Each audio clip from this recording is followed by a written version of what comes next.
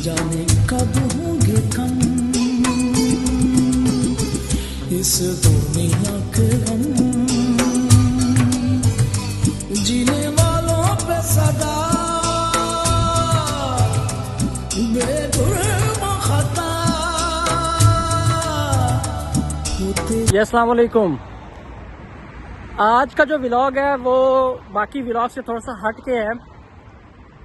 आज के व्लॉग में हम आपको बताएंगे कि गोरों का कब्रिस्तान कैसा होता है और गोरों के कब्रिस्तान में आया कि मुसलमान, यहूदी या हिंदू मज़हब के सिख वगैरह, या आप ये कर लो कि जैसा कि पाकिस्तान में होता है कि हम लोग तो किसी शिया के पीछे नमाज नहीं पढ़ते या किसी देवबंदी वहाबी के पीछे नमाज पढ़ने से हमारा जो धर्म होता है, हमारा जो ईमान होता है वो ख़राब हो जाता है, हमें दोबारा फिर मुसलमान होना पड़ता है। इवन कि हम एक दूसरे को काफिर डिक्लेयर कर देते हैं। तो नमाज नहीं पढ़ सकते तो एक शिया को या सुन्नी को किसी दूसरे कब्रिस्तान में किस तरह दफन कर सकते हैं। ये इस तरह की कंट्रोवर्सीज जो होती है ना वो पाकिस्तान में या इंडिया में बहुत ज़्यादा देखने में आती हैं। तो आज हम आपको दिखाएंगे कि आया के जो गोरों के कब्रिस्तान होते हैं वो कैसे दिखते हैं और गोरों के कब्रिस्तान के अंदर किसी दूसरे मजहब के लोग भी दफन हो सकते हैं या नहीं हो सकते हैं। ये जी सेक्रेटरी की मेन एंट्रेंस है। इस साइड पर पार्किंग है, इस साथ में सामने टॉयलेट्स भी हैं।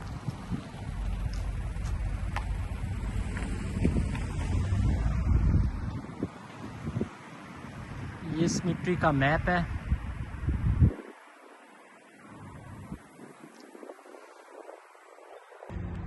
तो जी मैं पहुंच चुका हूं अपने सिटी इप्सविच के सबसे मशहूर मारूफ कब्रिस्तान में। तो यहाँ पे मैं आपको दिखाऊंगा कि यहाँ पे कब्रें किस तरह बनी होती हैं और जो यहाँ पे लोग दफन हैं उनके फेस वगैरह, क्योंकि पाकिस्तान में हम लोग जो मुस्लिम हैं, हम ये हमारे ये मज़हब में है कि हम लोग जो अपना चेहरा होता है ना वो काबे की तरफ करते हैं। तो आया कि ये लोग जो है ना ये अपना चेहरा किस साइड पर करते हैं। आया कि जो क्रिश्चियन है, डेफिनेटली ये क्रिश्चियन का कब्रिस्तान है, तो ये चेहरा अपना आया कि रूम की तरफ करते हैं, इटली की तरफ, या किसी और साइड पर करते हैं। कैथोलिक मज़हब के किस तरह, मतलब ये अपने किस साइड पर अपने चेहरे करते हैं। प्रोटेस्टेंट जो हो गए या ऑर्थोडॉक्स हो गए, ये क्रिश्चियंस की जो है ना वो सेक्ट है। जिस तरह हमारे अंदर सुन्नी, शिया, वहाबी, देवबंदी ये लोग हैं।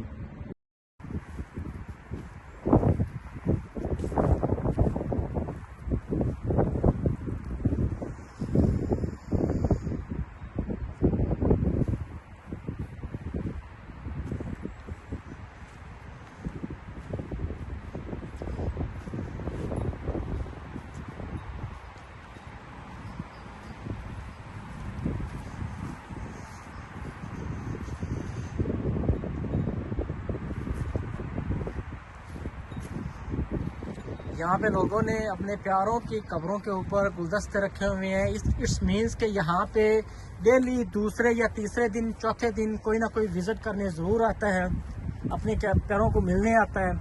तो आप ये देख सकते हैं यहाँ पे तमाम कब्रें। ये कोई नई कब्र बनी हुई है डेफिनेटली।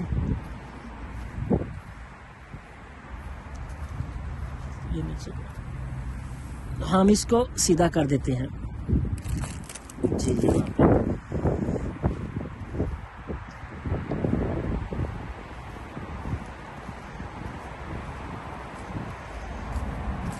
यहाँ पे बिल्कुल नीचे कब्रें हैं, ठीक है, लेकिन यहाँ पे बिल्कुल सामने लोग खड़े होते हैं। यहाँ पे खड़े होके वो यहाँ पे जो भी दुआ वगैरह करते हैं या उनकी बेस्ट विशेस उनकी अगली लाइफ के लिए।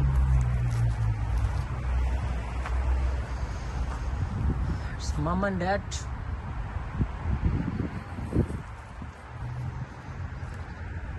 कब्रिस्तान के अंदर उन्होंने खसूसी तौर पे बैठने के लिए बेंच बनाए हुए हैं। जब भी कोई बंदा आता है तो यहाँ पे बैठ सकता है, कुछ टाइम स्पेंड कर सकता है, ठीक है।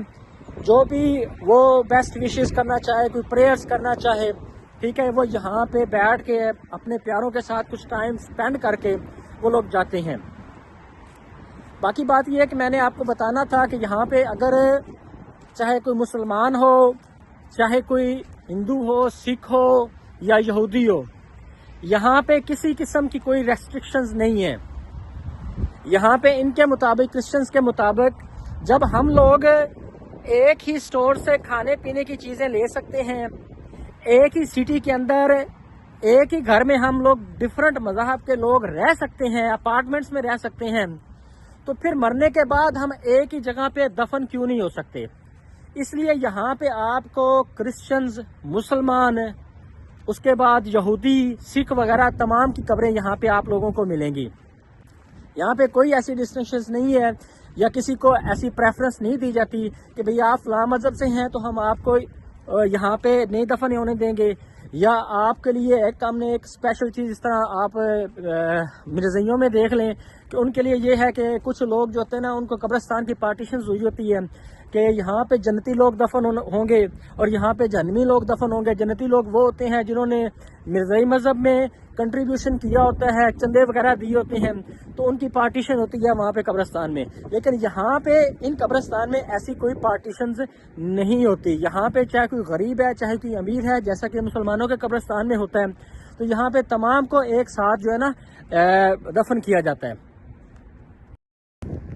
इसके अलावा अगर कोई बंदा या औरत या कोई बच्ची यहाँ पे कोई फौत हो जाता है ना, तो डेफिनेटली जो पेरेंट्स जो उनके रिलेटिव्स होते हैं, उनके पास इतना टाइम नहीं होता कि उसकी आखिरी रसूमात में वो शामिल हो सकें। तो क्या किया जाता है कि उसकी डेड बॉडी को ना पहले भेज दिया जाता है सर्द खाने में। वहाँ पे वो 1 महीना, 2 महीने, 3 महीने तक वहाँ पे उस सर्द खाने में पड़ी रहती है।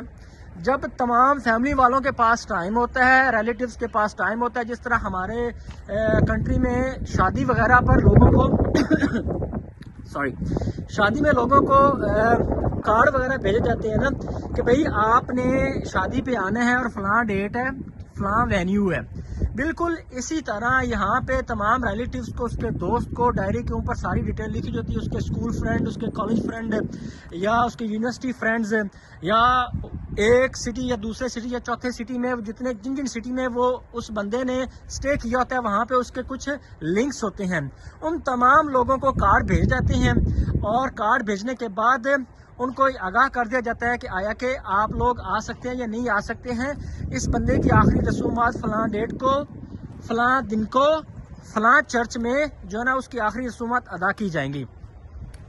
तो यहाँ पे ये होता है और उस दिन फिर डेड बॉडी को वहाँ से लेके आया जाता है और ये वसीयत में भी लिखा जाता है। जो बंदा मरने वाला होता है वो अपनी वसीयत में भी लिखता है कि आया कि मेरा जो जनाजा है या मेरी जो आखिरी रसूमात हैं वो किस तरह की जानी चाहिए।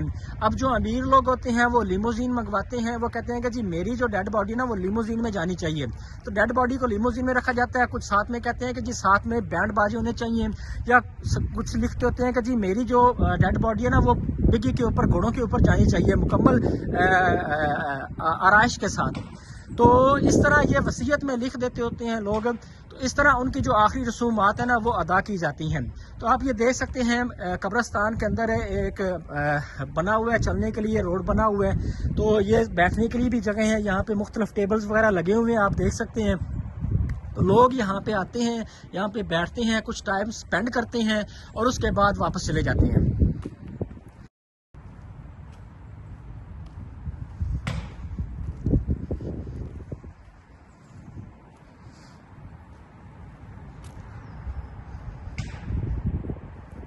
पाकिस्तान में जो कब्रिस्तान होते हैं वो वीरान होते हैं, या ये कह लें कि आप वहाँ पे घास वगैरह नहीं होती, दरख्त नहीं होती है। ये क्लाइमेट का फ़र्क होता है, ठीक है। ये सर्द कंट्री है, यहाँ पे 12 मई से 9 महीने जो होते हैं ना वो सर्दी होती है।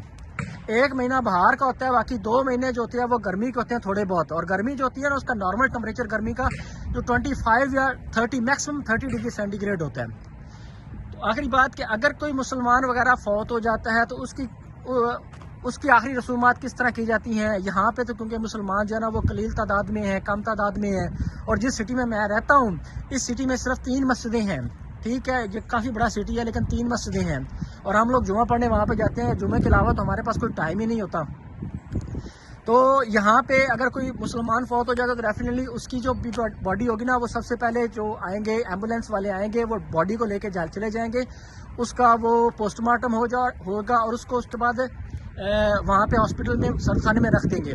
फिर उसके सारे रिलेटिव्स वगैरह या हम जाके जो हमारी मस्जिद के इमाम हैं उनसे रब्ता करेंगे तो एक ख़ास टाइम वगैरह निकाल लेंगे, वो बता देंगे कि इस टाइम को या इस दिन को जो है ना जनाजा होगा। तो उस दिन जनाजा होता है और उसके बाद जो बॉडी होती है ना उसको यहाँ पे आके कब्रिस्तान में दफन कर दिया जाता है। मैंने काफ़ी कोशिश की है कि यहाँ पे किसी मुसलमान की कब्र जो है ना वो देखी जाए, लेकिन मुझे मुसलमान की कब्र जो है ना वो नज़र नहीं आई है फ़िलहाल, तो मायूसी हुई है मुझे।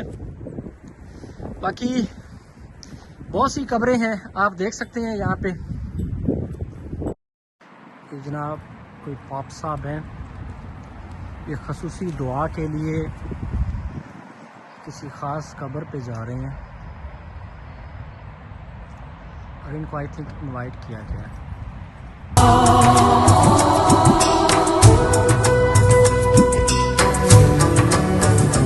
किया जिसने गिला मिली और सजा,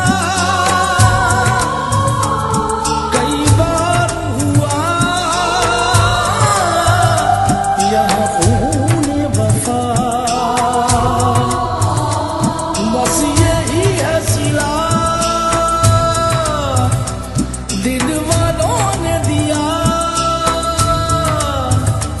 यहाँ यार पे दम जाने कब होंगे कम।